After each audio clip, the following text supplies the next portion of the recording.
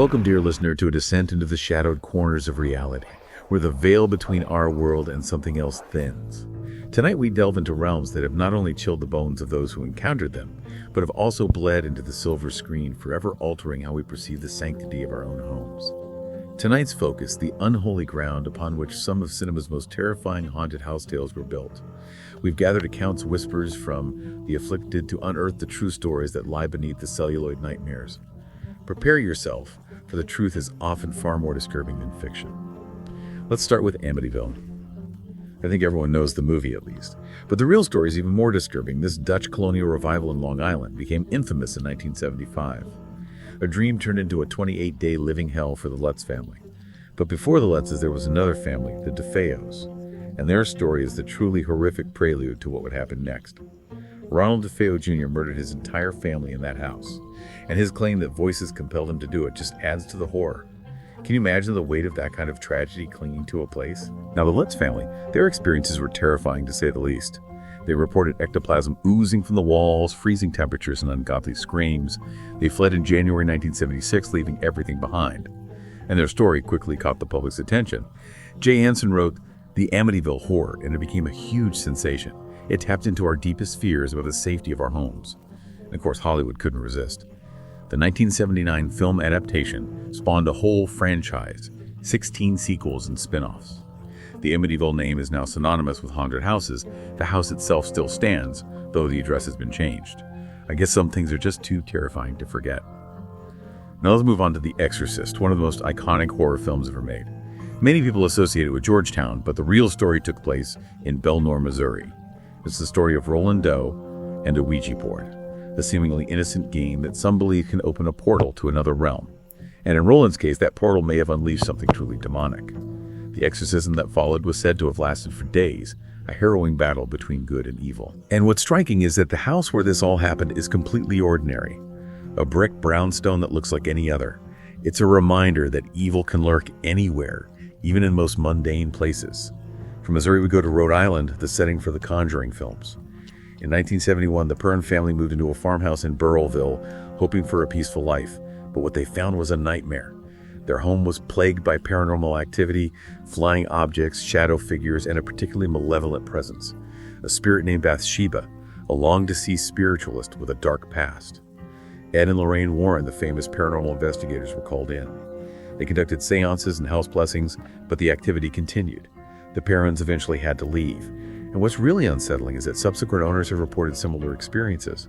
One owner in 2022 even said he couldn't stay in the house because the energy was too intense. It makes you wonder what kind of imprint these events leave on a place. Our next stop is Gary, Indiana, and the Ammons Demon House.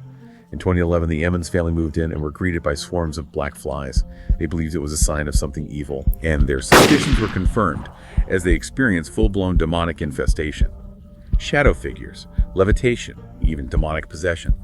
There was a terrifying incident at a hospital where the children were allegedly seen walking upside down. Multiple exorcisms were performed and the family eventually fled. Zach Bagans documented their story in his film Demon House. Netflix even considered making a feature film about it. Bagans now owns the property, a chilling acquisition to be sure. Let's shift gears a bit and talk about the Stanley Hotel in Estes Park, Colorado. It's not a house, but a grand hotel that inspired Stephen King's The Shining. King stayed there during the off-season when the hotel was practically deserted. He felt an overwhelming sense of isolation and eeriness. One night he had a vivid nightmare of his son being chased through the empty halls by a terrifying entity. That nightmare became the seed for The Shining. The Stanley Hotel still stands today, a popular destination for horror fans and a reminder of the power of place to inspire fear. Now, we traveled across the Atlantic to Enfield, England. This is the story behind The Conjuring 2, the Enfield haunting. In 1977, Peggy Hodgson reported intense poltergeist activity in her flat, furniture-moving voices, and even the levitation of her children. Investigators from the Society for Psychical Research were called in. They recorded chilling interviews with one of the children whose voice seemed to be possessed. The events were so disturbing that the family withdrew from public life. It's a reminder that sometimes the truth is stranger and more terrifying than fiction. Back in the U.S., we have the Winchester Mystery House in San Jose, California. This sprawling mansion, with its 160 rooms, 2,000 doors, and staircases leading nowhere, has inspired countless horror stories. Stephen King was so fascinated by it that he created the miniseries Rose Red based on it.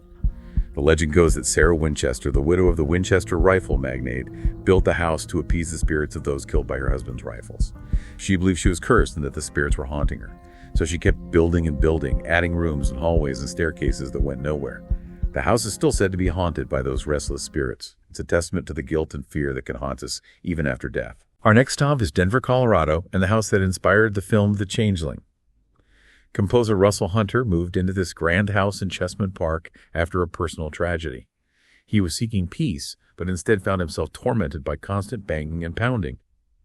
He discovered a hidden room in the attic which seemed to unlock the house's dark history. He came to believe that a malevolent entity had taken over the house. The actual house still stands a silent witness to the tragedy and terror that unfolded within its walls. Now let's head east to Southington, Connecticut. This is the real story behind the haunting in Connecticut. The Snedeker family moved into a former funeral home, unaware of its dark past. They experienced intense paranormal activity, cold spots, apparitions, and demonic attacks. Ed and Lorraine Warren investigated and discovered evidence of necromancy in the basement. They believed that the house's history as a funeral home had made it a magnet for dark forces.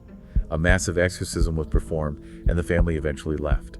The house still stands today, a silent reminder of the horrors that allegedly occurred there. Our final destination is the Los Angeles area, and the inspiration for the film The Entity.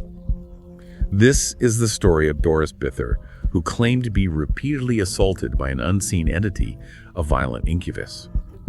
Parapsychologist Dr. Barry Taff investigated and witnessed unexplained phenomena like arcing balls of light. He believed that Doris was the target of a powerful and malevolent force. The house where these events took place still exists, a chilling reminder of the unseen forces that may lurk around us.